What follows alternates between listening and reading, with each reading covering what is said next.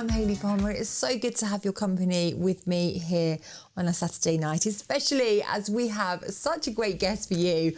Oh yes, he's my favourite bad boy from Coronation Street. It's Connor McIntyre, aka Pat Phelan, and here is what happened when I caught up with him. Connor, it's great to have you here on the show. How are you? Fabulous to be here, Hayley. Thank you for having me. All good, thank you. Yes, and I have been trying to get you onto this show for a long time. I just couldn't let it go because I am, as the viewers know, a big Corrie fan. I haven't got over the Pat Phelan storyline and I just had to get you here. So thank you so much. Bless you for saying so. Really nice to be here. And even Pat Phelan likes music. How about that? Well, there you go. There you go. Well, we're going to go into your first song choice on the show this evening.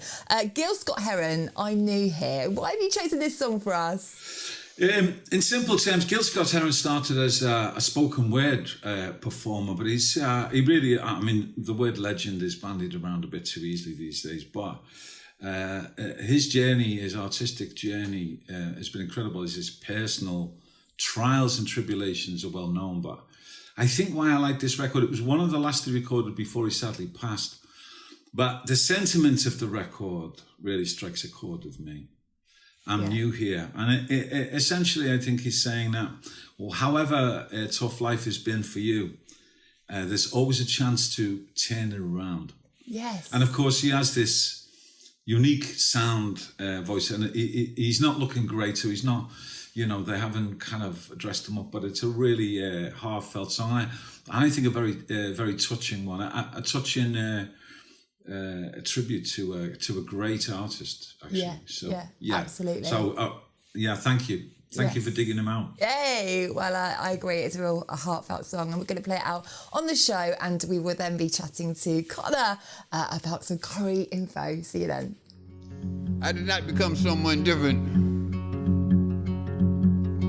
that I did not want. Now, I want to rewind, Connor, how everything started, because I did read that you started really quite late to get into acting, about 30-ish, is that right? Yes. And you were a lifeguard and a car salesman before you were an actor.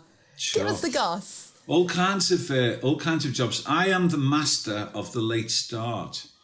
So for any of your listeners out there who are thinking, I've always wanted to do such and such, I can tell you, get on with it.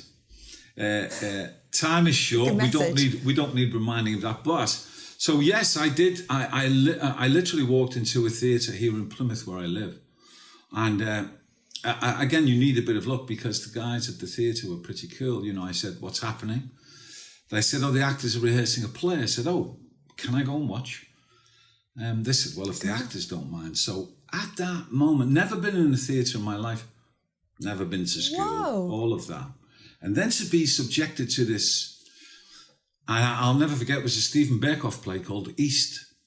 To be exposed to this language in a dark rehearsal space, and I know you're a theatre lover, so you also know that and a practitioner too, so you also know that the rehearsal space is the most exciting space because, you know, people are trying things out. And so I had an epiphany there. And I often tell it, but it's quite true. It's that moment that John Lennon describes when he first saw Chuck Berry. He said, "That's a good job." Really like that. So how did the actual Corrie audition come about? I was in the middle. I finally decided to go to school because, being impulsive as I am, an acting exercise took me to a painting class. Now, I haven't put paint on a board since I was 10. And with a fantastic portrait artist called Louise Cornwell. For any of you art lovers out there, please check her out. Fabulous. And again, I had this real epiphany. So I kind of said to my gym, well, look, I'm going to go off to school. And I can hear my mum, God rest her soul, laughing her head off, saying, always the wrong way round with you, lad. We couldn't get the police to get you. I like that, though. I don't like the rules. We couldn't get the police to get you into school. Now at 50, you decide to go. So I was in the middle of my degree, 2 years art history and a fine art degree. But I was in the middle of it when my agent called and said, there's 3 episodes on Corrie if you'd like to Sure, great. Wow. I thought, and of course, that then turned into the first 6 months of Pat Phelan. So it was great. And then once we'd done that, I thought, well, that's all done. So I went on then to do my master's in contemporary art practice. And just a week after I finished my master's, my agent called, Coronation Street called and said, would you like to come back and do some more? So I said, yes, please. We're going to go into your next song choice. Bob Dylan, Things Have Changed. I know my dad loves this song as well. Why have you chosen this one for us, Connor? I really like this. Kind of Leonard Cohen does it too, where they look into the void and, play with the possible. Well, I don't care anymore. I'm not convinced that's true. However, we all get to a point where we've kind of, we're a bit disenfranchised. We feel disenfranchised. Well, it was from the year 2000. Here it is, Bob Dylan, Things Have Changed, and we will see you in just a couple of minutes' time. Worried man with a worried mind. No one in front of me and nothing behind. We're going to talk a little bit more Corrie, if that's okay, because as you know, I am such a big Corrie fan. My family are as well. I've grown up with it. And I just want to know, how much of a dream was it to play that role? I mean, was it to the point where people were coming up to you on the streets and being like, boo, because people can't sometimes distance themselves from the actor and the person, can they? I think there's maybe been a couple of instances of that. I think if you play somebody really one-dimensionally vile, I think then that people could view it. But let's be honest about this. There's a certain and before I went to work on the soaps, there's a certain prejudice about soaps, whether they're just a lesser art form. I can assure you, if you watch those programs, and when you're in there filming it, this machine goes at such a pace, then you see the work that comes out of there. From all of those actors on Coronation Street, it's just brilliant. It's, they're the best of British. Yeah. I have an enormous respect for them. But of course, you don't know that until you go in them. And so far as dreams of, I think if you're a jobbing actor, you just want to get better at what you do. So you want to work with good actors, you want to work with good directors. Coronation Street is one of those shows that something can grow organically. The stories of guys coming in or actresses coming in, and for two, small role, and then 20 years later, they say, I'm still here, and because amazing. They can grow. And if you take somebody as great as Jack Shepherd, who's grown up on the show, Simon Love Gregson, him. Icons, they're just so embedded in there, and really top draw. They're the best of the best that we've got, and they do it, week in, week out, over year in, year out. Great. Great. Just wonderful. And that goes for all the soaps, by the way. Yes, all the soaps. Yeah, all of them. Which I love. All of them, really good. Yeah. Yeah, and what was it like when you actually finished the role? Because obviously you were so engrossed. Like I said, we came on such a journey. Was it weird to kind of step out of that? I think, as you know, I'm an artist, so I have a big studio. So that's a great balm, because I think if you came out of that and you didn't have another creative outlet or another job to go on, but the reality is that we're circus people. So we come together I think that's one of the things we learn, given time, that we come together for a short period of time, whether that's a couple of years or for an intense period of time. Then we go off and do our other things, and then hopefully we meet up with our colleagues. We could be 10 years up the road. Hey, how are you doing? How are things? So that's nice, isn't it? But there is an adjustment, and I think it's to do with it. I think it's to do with adrenaline as well. I think when you're used to, and because Phelan's storylines were so high volume, so I think there's an adjustment to. I think I said somewhere after I'm finished, I'm going to take a good long sauna. One of those decompression ones, and go, okay, I don't have to be horrible a couple of times a day now to people. So, Absolutely. Well, we're going to go into your next song choice. I think she's a great talent. Sierra Ferrell. Why have you chosen this song, In Dreams? Well, I've just got to qualify everything. And as you know, I gave you a list originally that had Big Mama Thornton on, Billie Holiday. I feel slightly guilty that the sisters are slightly underrepresented here, so I just want to make that point. But Sierra Ferrell, I found just a little while ago, and I started to look at some stuff she did. Not only is she a brilliant songwriter, in my opinion, but she does this lovely fusion between the old country music, Patsy Cline, you know, or the Carter family. I get that sense, and yet the whole thing is contemporized. I think she's a real talent. Check her out, guys, because I think she's really good. There's a wonderful clip of her performing on the streets in New Orleans, busking. So anyway, and I think it's a great song. I really do. Yeah, beautiful. Yeah, I agree. Well, it's a great song, and like you say, she is a great talent. So do check her out, and we will see you after this.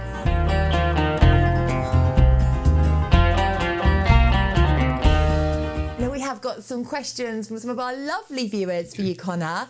Mandy would like to know, would you ever go into another soap? Good question. I don't have any prejudices. I think I listened to Richard Bryars talking one day, and he said a successful actor is a working actor. That's a really good way to measure success, isn't it? And Anthony would like to know, if you weren't an actor or painter, what would you be? Oh, this is really easy, because it would be a musician. It's very interesting, isn't it? What chooses you, really? And it was only a recent revelation. I realised how engaged I was with visual arts, but music has always been a part of my life. I mean, the studio is full of, there's music on.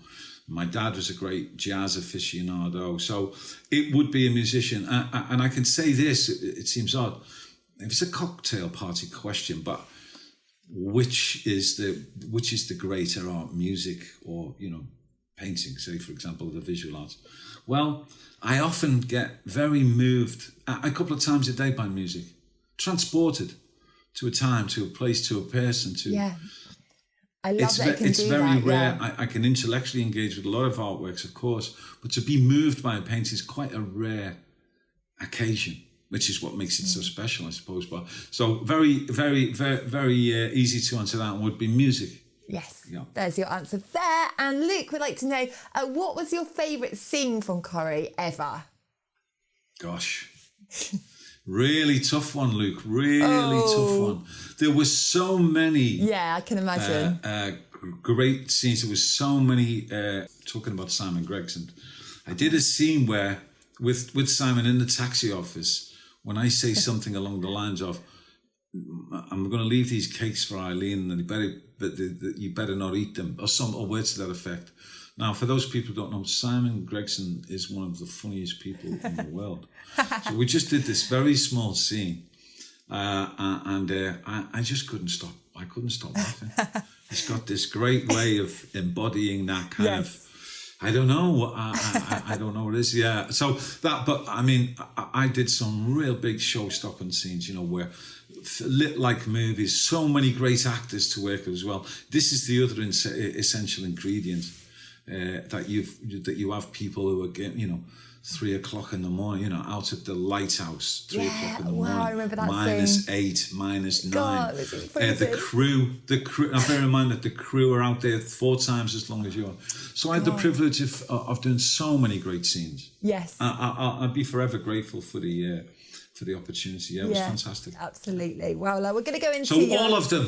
I'll say all of them. All of them. There we go. That's a safe answer, isn't it? I like that. We're going to go into your next song choice, the Travelling Wilburys, End of the Line. I played this earlier as I was getting ready for this interview, and I ended up playing it a couple of times. I just love this song. Why have you chosen this one?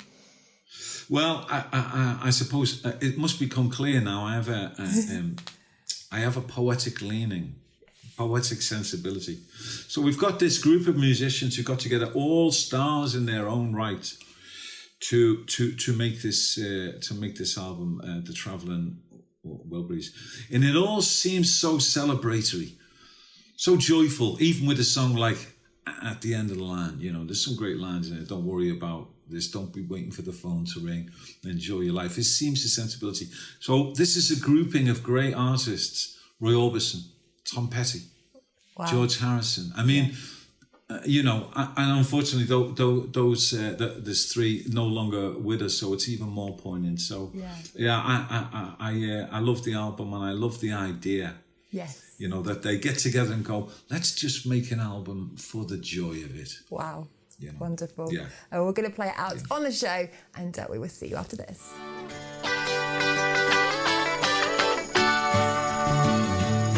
Well, it's We touched on earlier that you're an artist, which a lot of people didn't know. I didn't know that about you.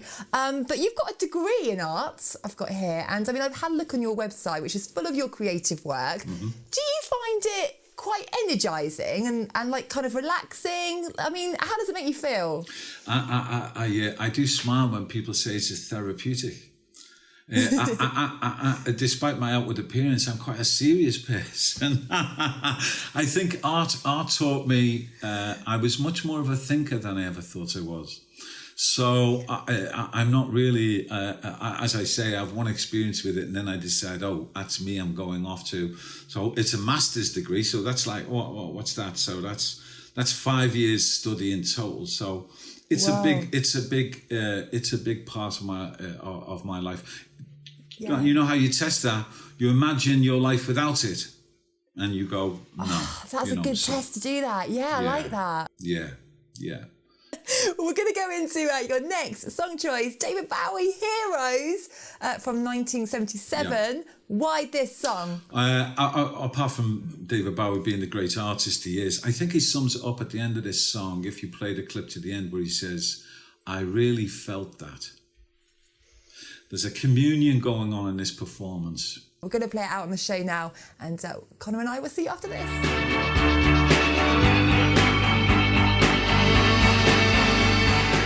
Into your last song choice, Joni Mitchell, Coyote, saving the best till last. Why this one? Joni Mitchell. Well, again, another great artist, another great singer-songwriter.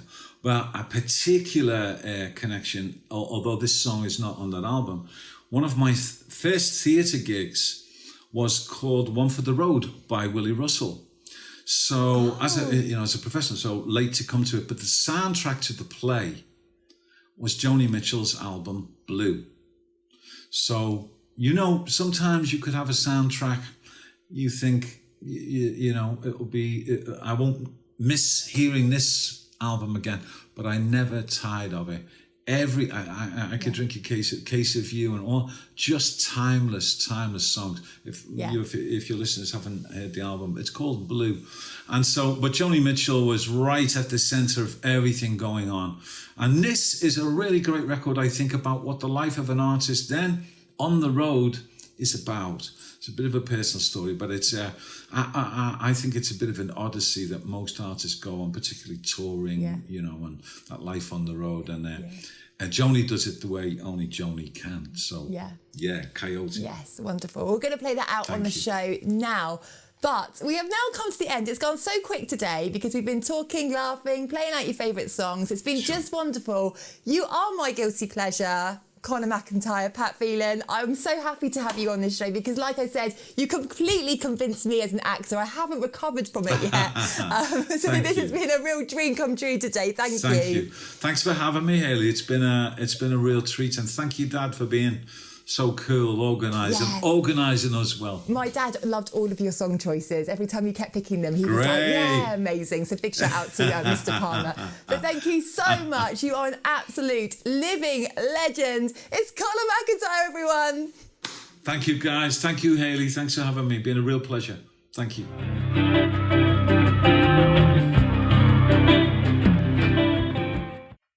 Huge thank you, Connor McIntyre, aka Pat Phelan, definitely my favourite baddie from Coronation Street. Just wonderful to have him here on tonight's show. And thank you to you for supporting the show every single week. It really is very much appreciated. Thank you. Now, I will see you same time, same place next week. And we're going to leave you with Saturday Night Song of the Week by Georgia Crandon with Until We Meet Again. Hello Hayley, thank you so much for featuring me on your show, and thank you for choosing my song as your Saturday Night Song of the Week. This is a song that I wrote a couple of years ago, but it's become very poignant throughout the past year and a half because of obvious reasons that I will not mention the name of. But yeah, this is a song of mine called Until We Meet Again, and I hope everybody likes it. Mwah. Thank you.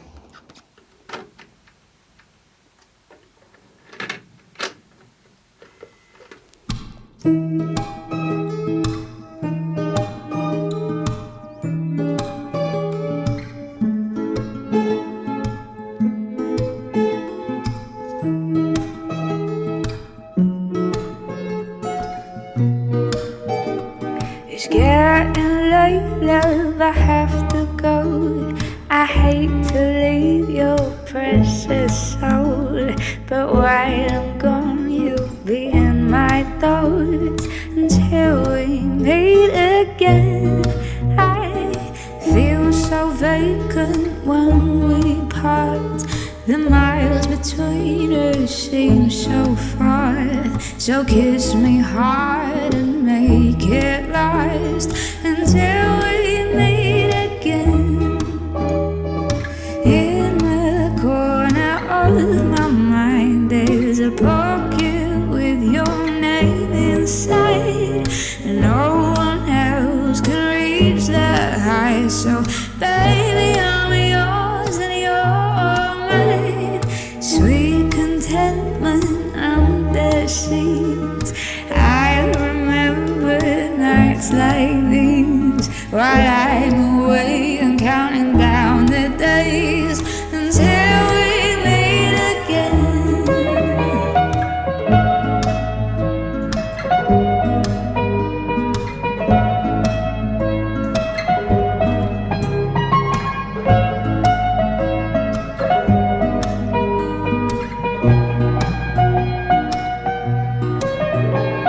I thought of things for us to do when we get a moment or two, but for now I've written this too, until we meet again.